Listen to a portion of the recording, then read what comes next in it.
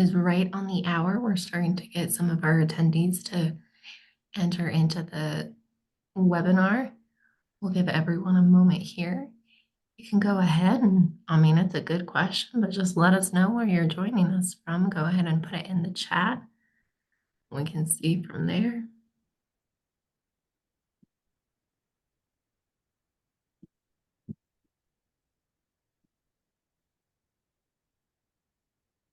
I see our participants coming on in for the day.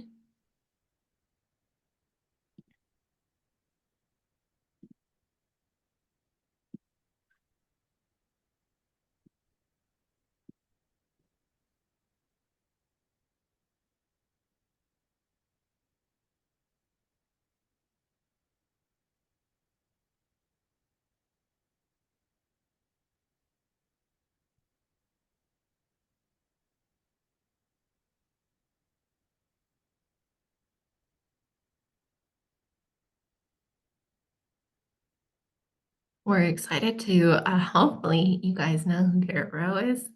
We're excited for him to lead the webinar today, as well as to introduce the updates and features with NeuralSeek.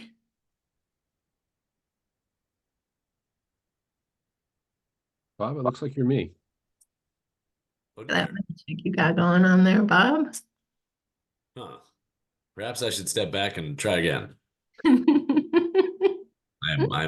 I'm very much not Garrett. Bye-bye. It's a close impersonation. Almost had me fooled.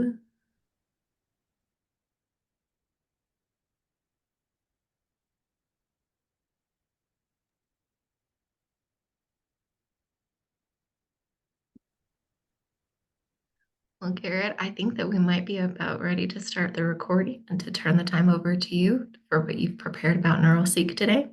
Perfect. Sounds great. Let's hit the button and we'll get going. I have turned on the recording. We're good to go. Perfect. All right. So we're going to focus today on the new releases that we've had in January. But with that, anything's on the table, right? So at the end, we want to give enough time for Q&A. So if you have anything that comes up that you want to talk about, feel free to jump in and ask the question. While I'm going through the features, just put it in the chat and Joy can jump in and let me know. Or if not, we'll have an open discussion at the end. Okay, let's get going. Let me share my screen.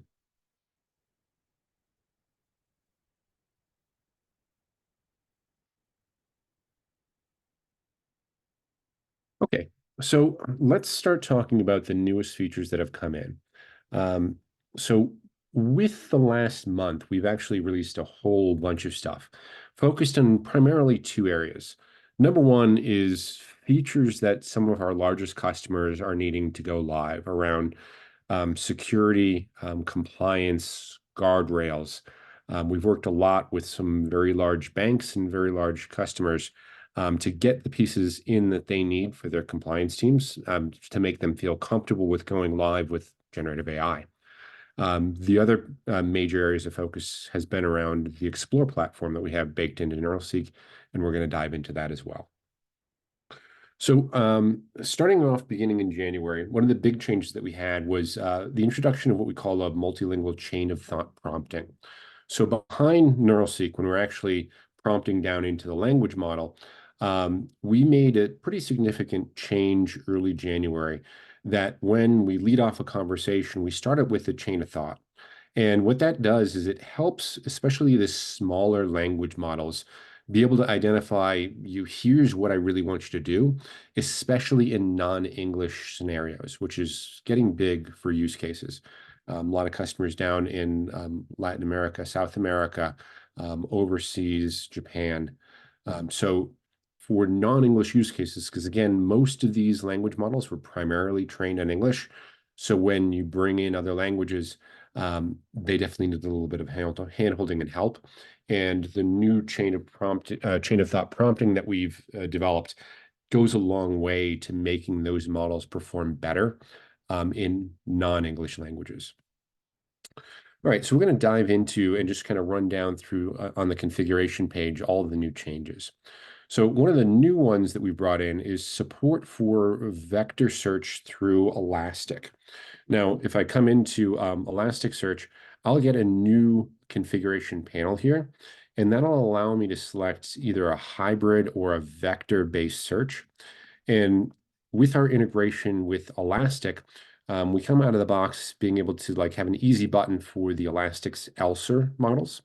But we do allow you to have complete control over any of the vector embedding models that can be run on top of Elastic. And in general, we recommend using hybrid, right? So as you move away from pure Lucene into hybrid, you kind of get the best of the both worlds. Lucene is great for corporate data.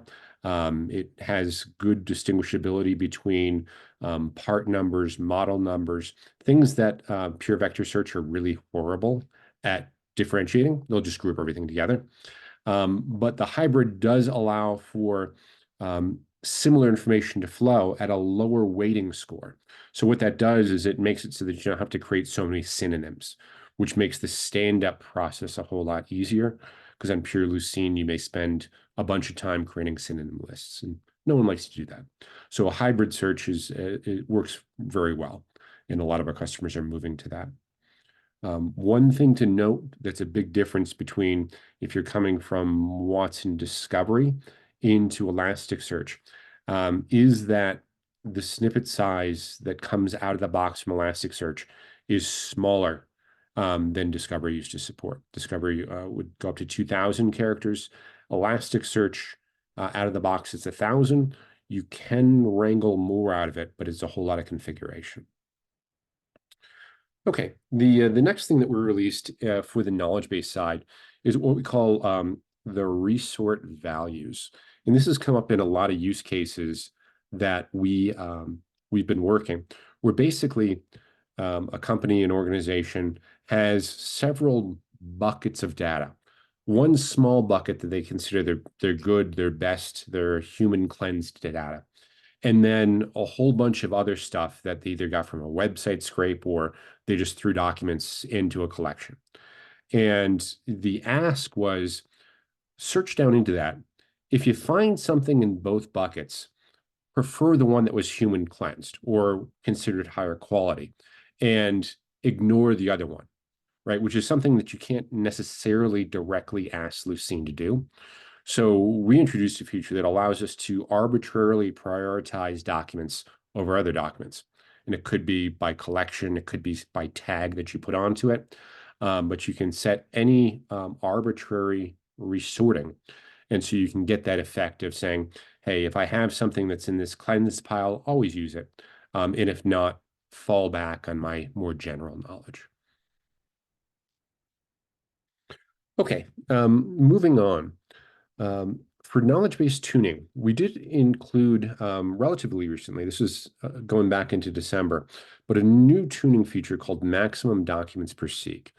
And this one's important because it kind of helps alongside of document score range. Now, remember, document score range is that look down window as Elastic or whatever knowledge base you're using is searching back into the knowledge base. Whatever the highest score for that particular search that comes back, we window down for that, in this case, 86%, and take all of those documents that come back. And for some searches, that could be a whole lot of documents. It could be 30. We find that in most cases, if you give the LLM that many documents, it tends to get more confused.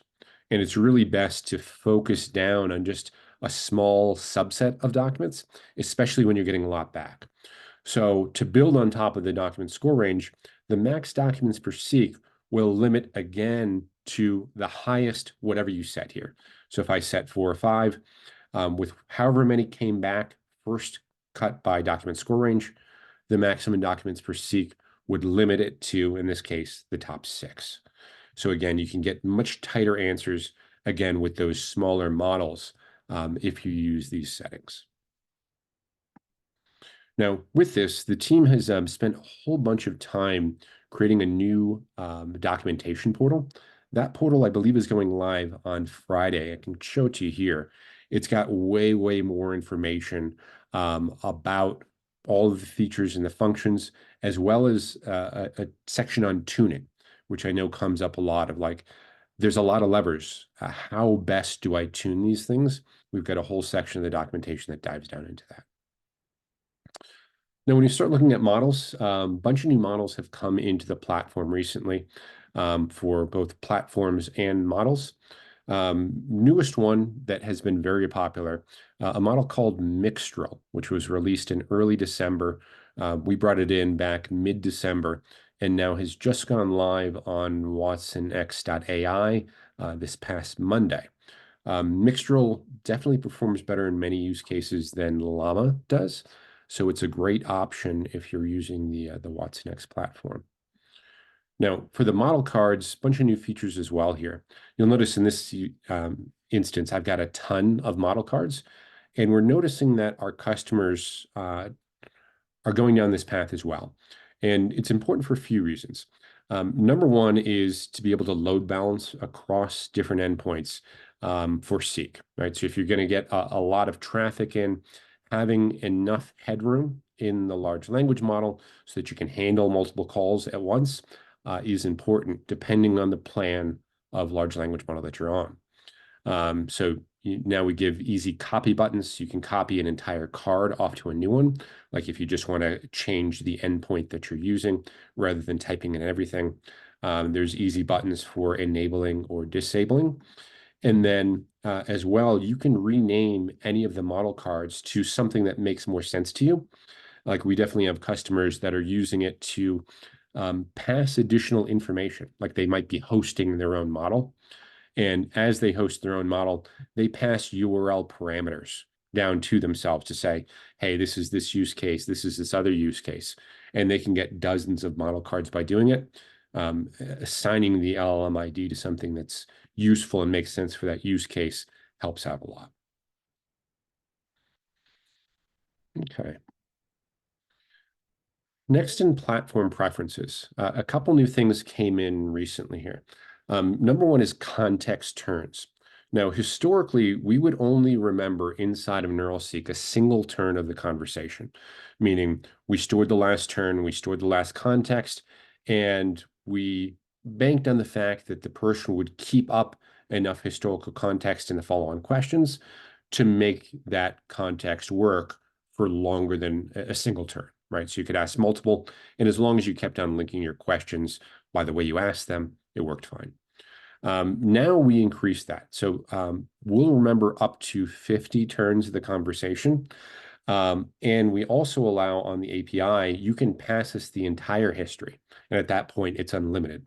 So let's say if you're in, Watson Assistant, you could pass us the Watson Assistant chat history that includes things that never came to NeuralSeek, an entire 100-turn conversation. You could pass that down to us. We would take it in and use it. And so this will give a feel that's a whole lot more like a ChatGPT-like thing, where the person can refer to previous questions, use context from those previous questions, and get more topical answers.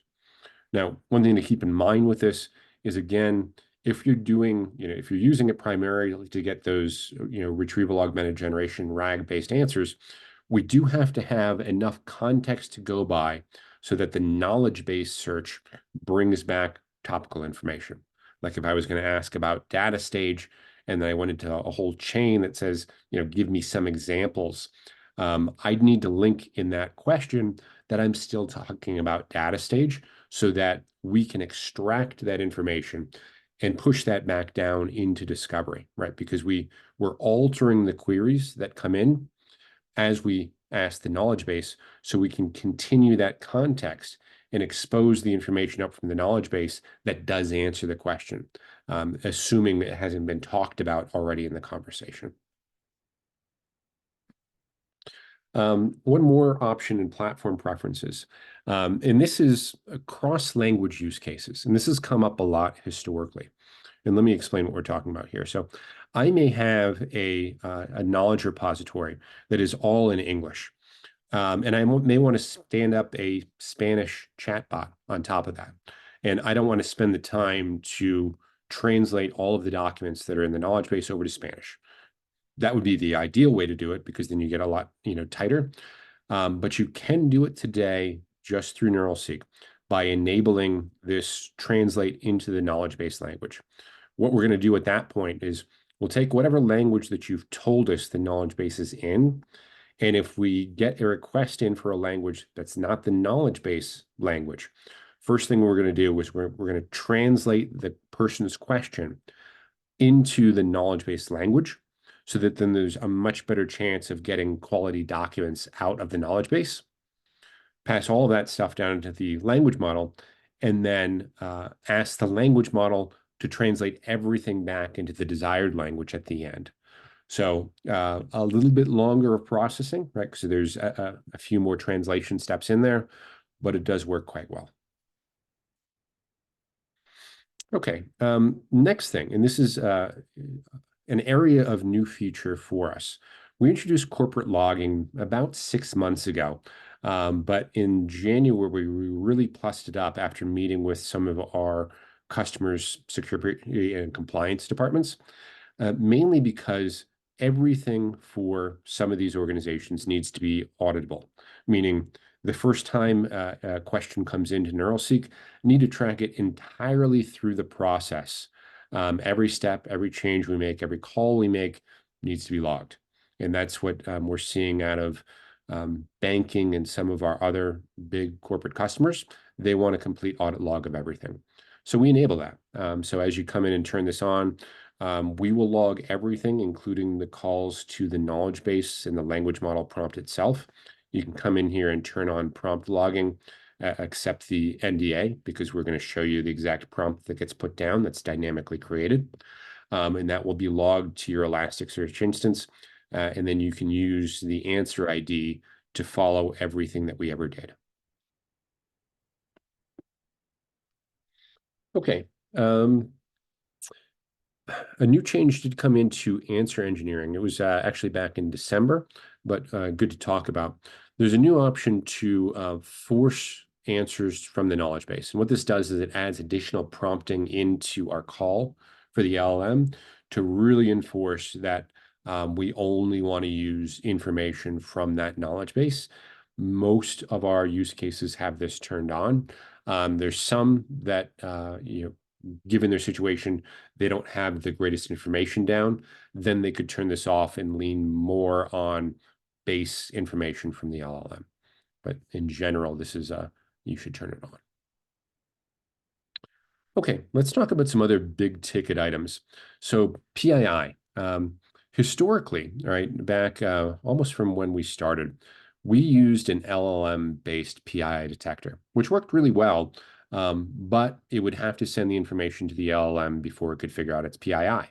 It was mainly used so that we didn't write it to disk. That is essentially a no-go for a lot of our corporate banking customers, right? They need to stop PII as soon as it hits us, right? Before we call down to the knowledge base, before we call it to an LLM, before it leaves anywhere. So we enabled what we're calling the pre-LLM PII filters. Now, these are all going to be regular expression based.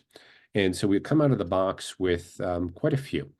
And you can add in on top of these anything that you want in regex form. And we give you a nice little try it out feature. So I can drop in like a test sentence here and run it through. And so, okay, based on what I've turned on right now, it figured out my phone number is a phone number and got rid of it. And I could come in and maybe turn on the name detector. And boom, well, then Garrett's gone too. And so these are pretty easy to turn on, pretty easy to test. And again, the masking happens before it ever leaves, before it's pushed down into the knowledge base, before it goes out to the LLM. Okay. Next big ticket item is prompt injection. And so this has gotten a lot of press recently. You might have heard the story that an auto dealer had just thrown ChatGPT up onto their website. And of course, somebody manipulated it into the chatbot saying it would give them a new truck for free. And so it's one of those things that a lot of compliance teams, audit teams are very focused on this for brand protection, right? They don't want people coming in, making the model do something silly or potentially even issue a transaction that's bad. So we've built out a multi-tier approach to prompt injection. So it starts off, we have inside of the platform what we call hard blocks. So hard blocks are words and phrases that are so problematic that we'll never allow them to flow through the Seek platform.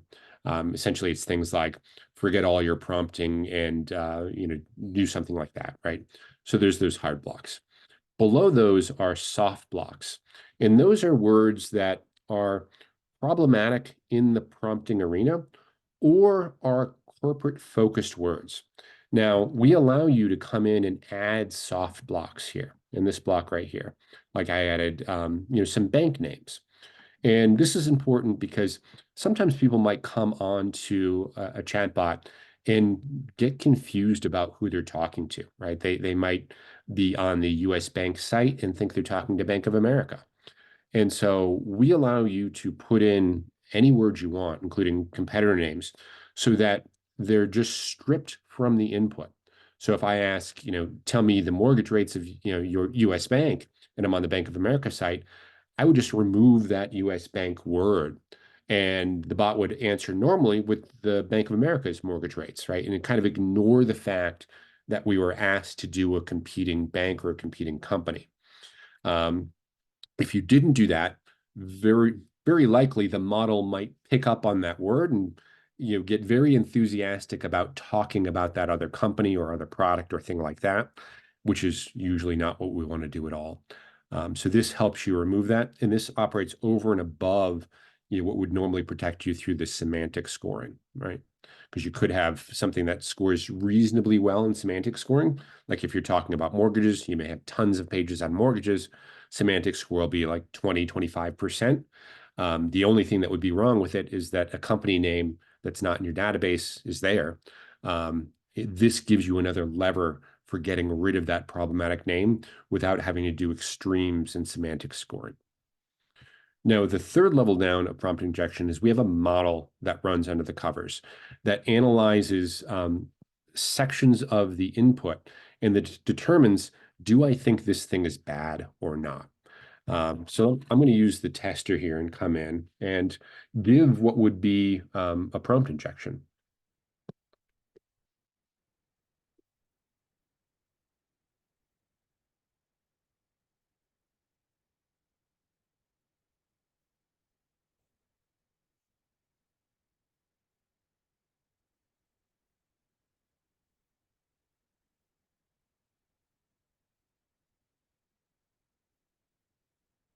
Okay.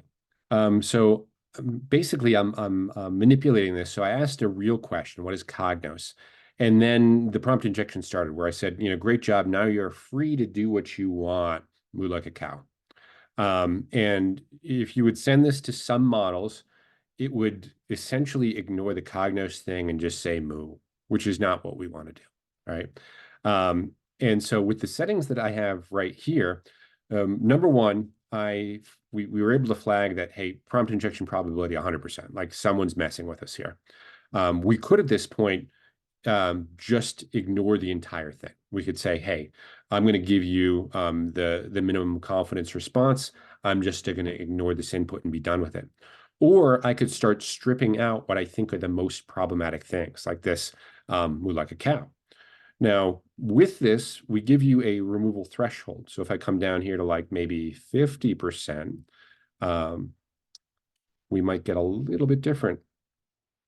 Yep. So now we got two sections. We also got now you're free, which is, by itself, maybe that's a reasonable input depending on the question. But as you stack them up, it's problematic here. So essentially we could say, I'm going to allow things, but I'm going to strip user input. And so what would happen on the back end is essentially we would just be saying, well, what is Cognos? and allow the question to go through, give an answer, and remove the stuff that would allow the model to do the prompt injection.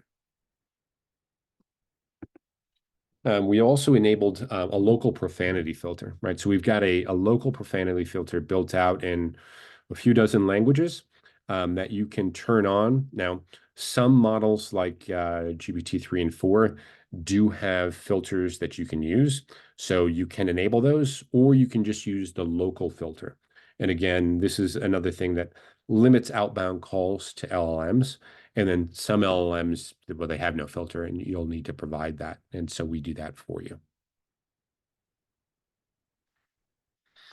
Okay, so for configuration, those are the biggest areas that we've focused on changing. I'm going to switch now over to the Explore platform.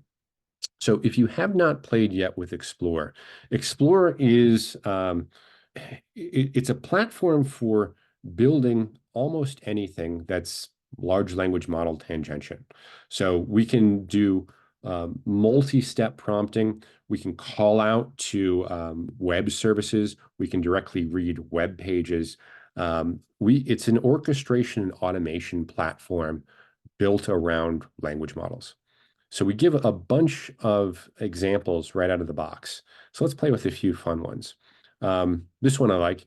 We're going to make a REST call and then to the weather service, and then ask the model to summarize the weather and then recommend me some clothes to wear. And so here we go. Oop, we didn't call out. Let me try one more time. Oh, there we go. And so, yep, it got the weather, and now it is recommending what we should wear. Now, we introduced late December what we call the Explore Inspector. So we can actually look at every step that comes back through Explore and figure out what came back and why things happened. So you can see we did a post call out to weather.gov, and we got back all this great information from their web service. Then we bundled that up into an LLM call and then got the output.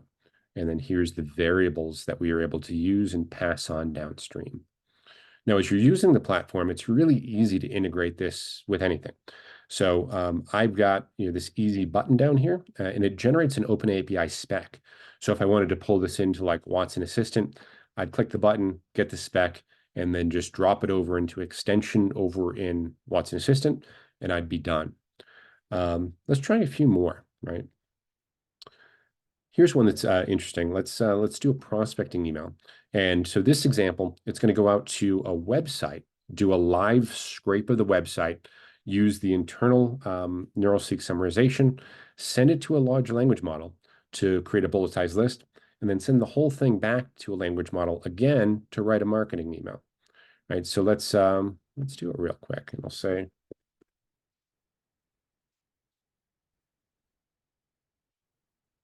NeuralSeek.com. So let's go out. It's going to go read that website, and it's reading it. Now it's summarizing it and bulleting it. And now it's creating the email. And now it's done. And I could use it here. I could grab it down directly into Word. Our marketing folks use this all day long, this actual template. You can create LinkedIn posts. You can do whatever you want. And it shows that the power of being able to chain together multiple language calls, right? Because as you're working with large language models, they're really good at doing small focused things. Ask it to do one thing. It's really bad, all of the language models, including like GPT-4. If you ask it to do 10 things, you'll probably get it to do 3 or 4. And the 3 or 4 that you get it to do are going to change every time you ask it, right? So what we do is we'll chain together lots of individual calls to the language models and then stitch back together the answer that we want with those. Let's look at some more. This one we built for a large bank's POC. Basically, it was a retirement calculator. This one gets a little bit more complicated. Again, multiple calls out to language models. And the big thing here is mathematical calculations. Language models are horrible at math, but the language models are very good at giving us nice things to use inside of a math equation. So in this case, we were querying out to some actuary tables, and then using the tooling here, force the answer into numeric, and then use those variables to do our math, and then send it back into a language model later on to make a nice paragraph as if it was an investment advisor giving us these numbers, these calculations, and then doing things with it. Now, over the last month, we've added a lot of connectivity into the platform. We've got a bunch of database connections to almost all of the majors, right? Guardrails, so our prompt injection platform, profanity filter are built right in. You can snap it in and stop anything that you don't want. A bunch of easy buttons for cleansing data coming out or going into the language model. Like Split will cleanse a PDF and make it usable in extracting keywords, removing stop words. If you're dealing with JSON, which we do a lot for these use cases, the JSON tools will clean up the model output and ensure you're getting real JSON out. And then connectivity, we can connect to any REST endpoint or directly send email from the platform. So the other big thing that we introduced early is the ability for everything to run in parallel. And let me explain and show you what I mean by that. So I'm going to refresh here and then build my own. So I'm going to take a few different language model calls. I'm going to do 3 of them. And anytime inside of the platform that you immediately set an action to a variable, it's going to be eligible to run in parallel, right? And what that does is it will dramatically speed up the execution of the system. And so I'm going to set my variables here. I'll call this one A, call this one B, and this one C maybe. And let's make a prompt. And let's say,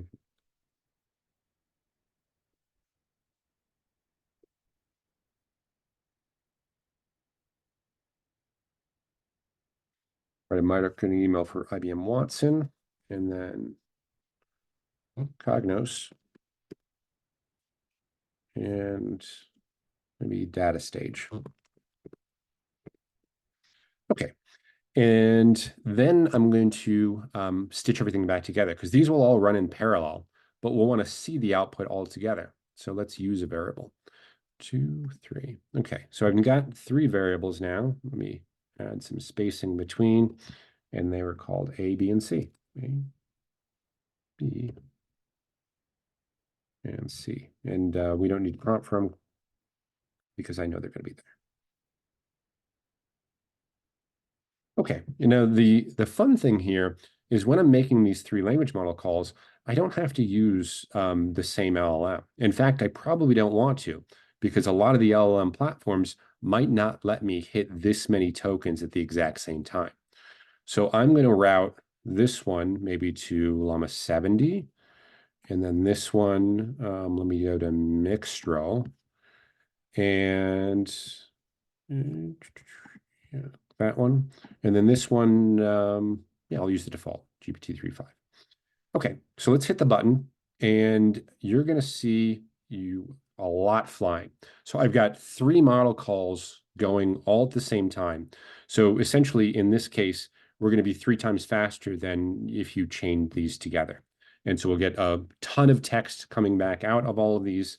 The screen will snap here in a second, and all of this will clean up, and we'll see, boom, there it is. So here's my first one, Watson. Here's the second one, Cognos. And then there's the third one, data stage. All of them hit different language models, and they flowed through. Okay, so that kind of shows you what we can do in terms of parallel processing, why this gets a lot faster. We had a use case that we were working on where basically every turn of the conversation, we were bringing in the user conversation into the Explore platform and then asking Explore to do a lot of things. Like number one, determine is the user asking a question and then route based on that, right? Because we can do conditional flow inside of the platform. So if the user is asking a question, then I'm going to direct them over to the Seek platform. Or if they're not, well, then I need to determine like the next thing to respond back to them. So essentially we were building a form filler using this that was completely dynamic, all Gen AI backed. Whatever the person came in with, we'd be able to have the LLM suggest a response that was in context with what they'd already told us, while seamlessly allowing the person to digress and say, well, what do you mean by that? And then pick the conversation right back up. All of that's possible inside of Explore. All right, I'm going to pause for a second for any questions. Any questions on the features that I've shown that are new? Any questions about the Explore platform?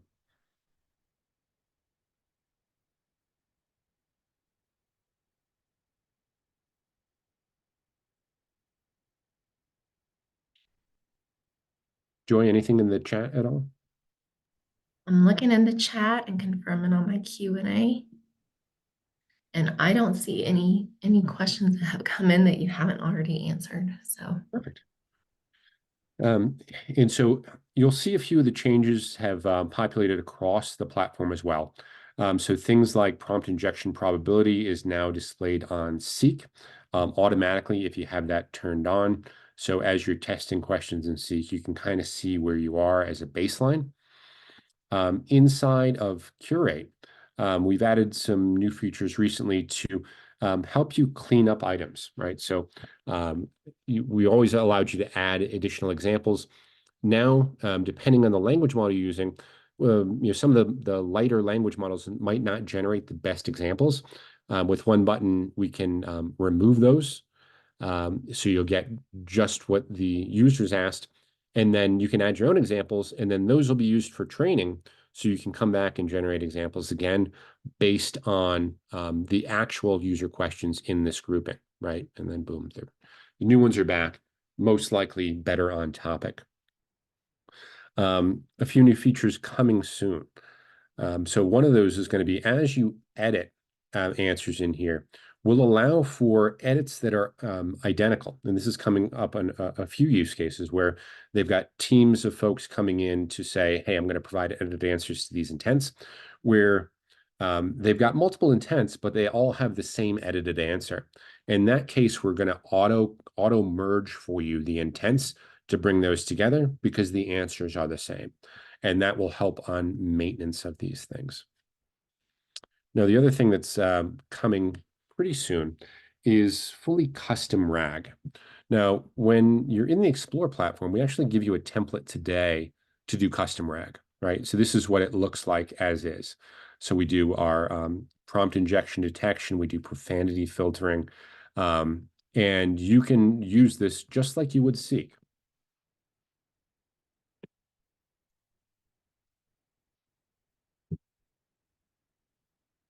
And this is going to go out to a knowledge base, run through, and create the answer, right? Just like Seek does. The future here that's coming soon is you'll be able to connect your custom RAG that you do inside of Explore in with the Curate analytics and logs. So basically, there'll be a new connector that we allow for you that pipes everything here into the entire other side of the platform. Now, why would you want to do custom RAG? A couple uses.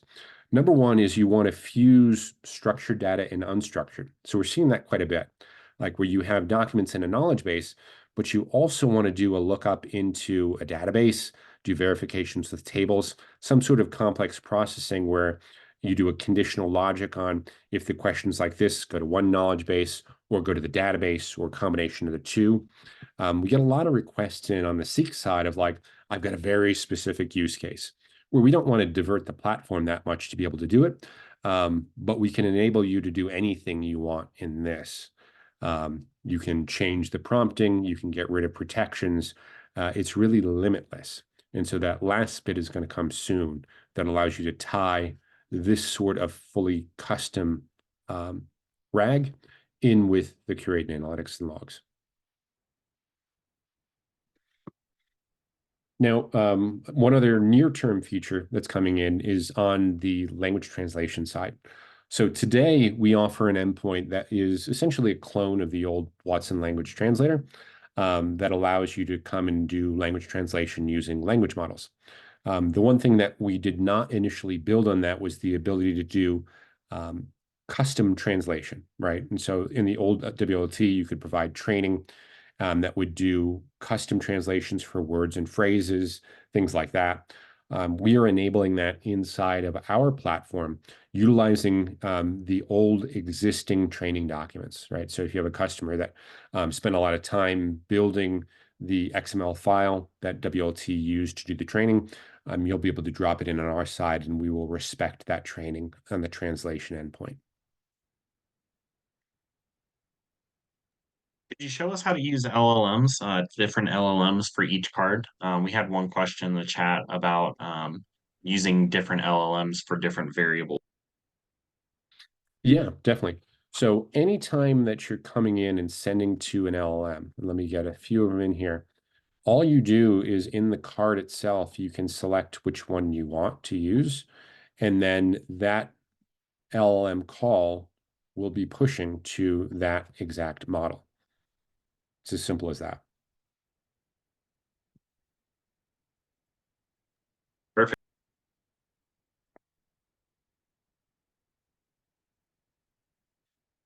Any other questions?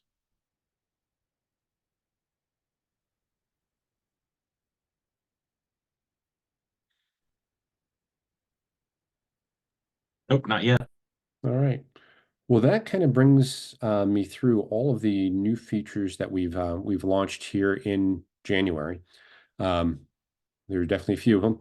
Like I said, the new documentation portal should be going live soon, which will help out with a lot. We've got some new learning labs and tutorials that are also coming out at the same time. So a bunch of content from the team to help you all. If there's no additional questions, we'll give a minute for questions, and then I think we'll close it off.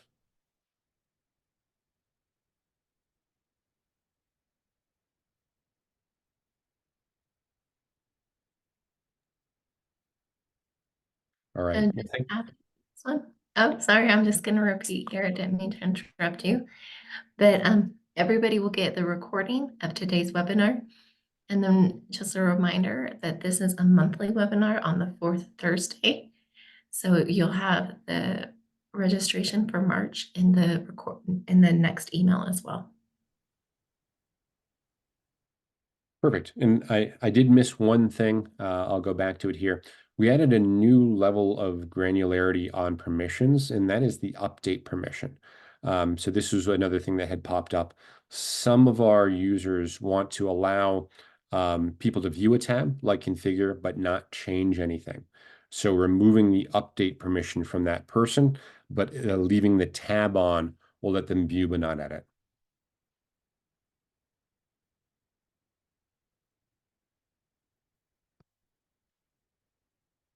All right. That's it from my side. Appreciate all that joined. Have a great day. I think we had one more question pop Oh. up just now. So we have using Explore and Custom RAG that could potentially allow you to share the NS instance across other search engines or project IDs in Discovery. Yes, but you can actually do that today without using Explore.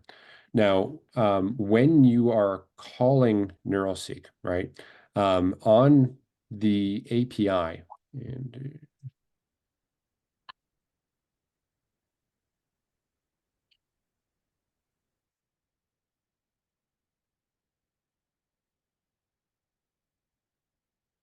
another instance here real quick.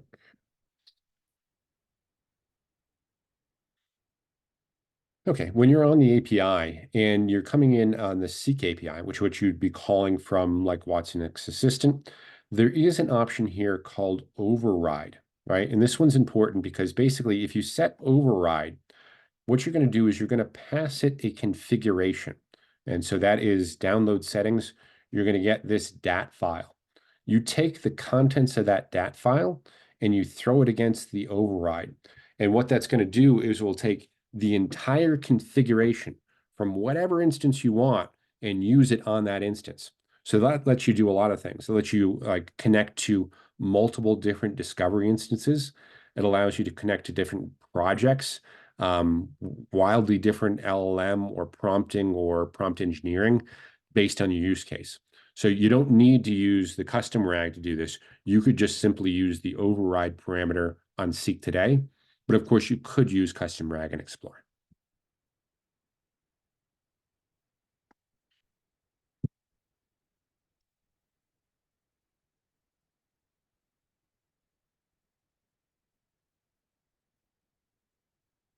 Any other questions?